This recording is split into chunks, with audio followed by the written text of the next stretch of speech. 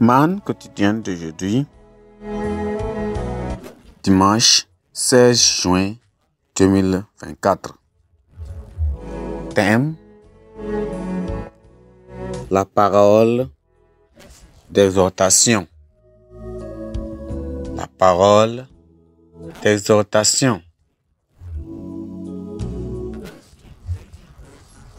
La parabole d'exhortation. Texte. Lecture. Hébreux chapitre 13. Lisons à partir du verset 16 jusqu'au verset 25. Et n'oublie pas la bienfaisance et la liberté, car c'est à de tels sacrifices que Dieu prend plaisir. Obéissez à vos conducteurs et ayez pour eux de la différence, car ils veillent sur vos âmes comme devant et rendre compte. Qu'il en soit ainsi, afin qu'ils le fassent avec joie et non en gémissant, ce qui ne serait d'aucun avantage. Priez pour nous, car nous croyons avoir une bonne conscience, voulant en toutes choses nous bien conduire. C'est avec insistance que je vous demande de le faire, afin que je vous sois rendu plus tôt.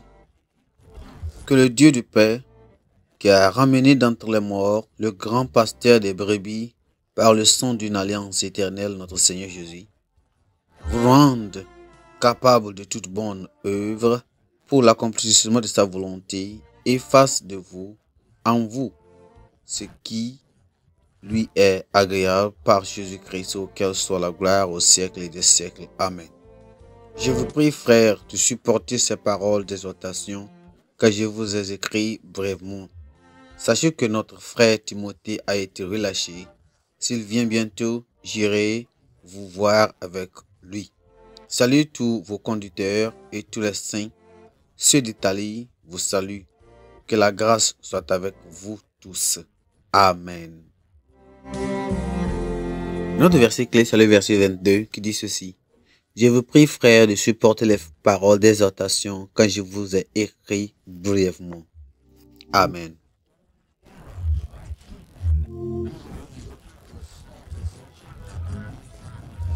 C'est Maurice Freehill qui a posé la question ceci.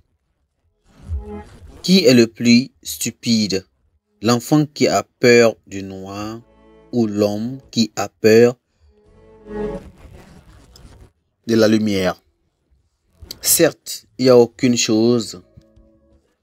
quelque chose qui ne va pas chez l'homme qui a peur de la lumière. Malheureusement, c'est le cas de beaucoup d'hommes. Ils ont peur de la lumière qui vient de la parole de Dieu, principalement parce qu'elle révèle les mauvaises actions qu'ils chérissent et révèlent leur conscience.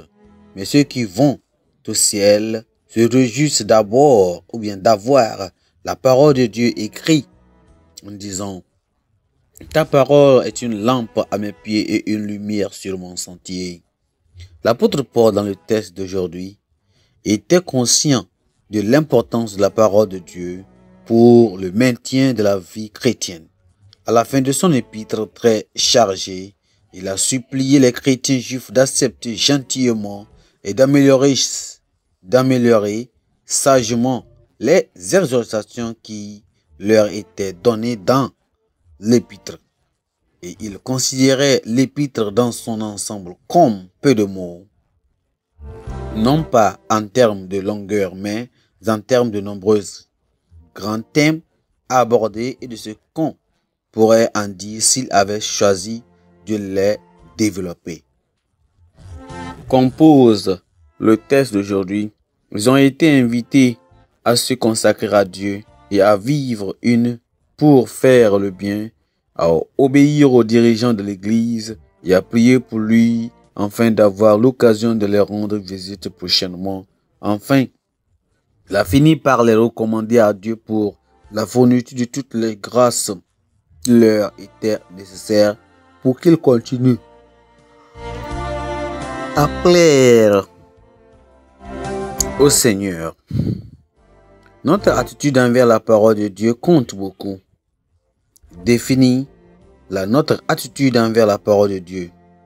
Alors, Elle définit la qualité de notre spiritualité et détermine notre attitude. Un chrétien qui maintient une attitude désinvolite à l'égard des Écritures et de l'enseignement de la parole de Dieu restera longtemps un bébé spirituel.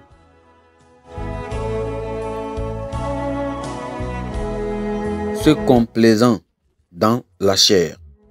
Celui qui utilise efficacement les différents moyens de la grâce à sa disposition et qui prend plaisir à étudier la parole de Dieu grandira rapidement. Et il développera une grande endurance spirituelle qui lui permettra de vivre une vie de vainqueur. Aujourd'hui, Dieu veut que nous permettrons à sa parole de régner dans nos vies telles que nous l'ont révélé ses messages ou bien ses messagers. Nous ne devions pas permettre que les activités et les divertissements religieux dominent ou bien dominants ou la poursuite des choses de cette vie réduisent notre appétit pour la parole d'exaltation qui a une valeur plus éternelle. Amen. Pensez le jour. C'est dommage que ceux qui ont le besoin de lumière la fuient le plus. C'est dommage que ceux qui ont le plus besoin de lumière la fuient plus tôt. La Bible en un nom. 2 Chroniques chapitre 35, 34 et 36. Amen.